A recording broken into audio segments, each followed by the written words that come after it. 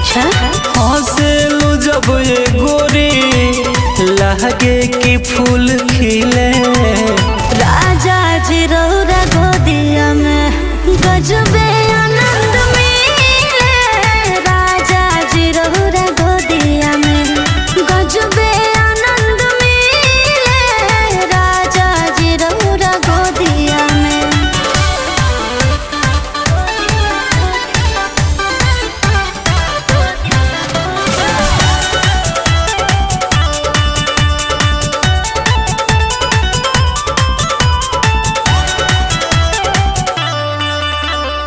अंगना में चांद बन के उतरल बा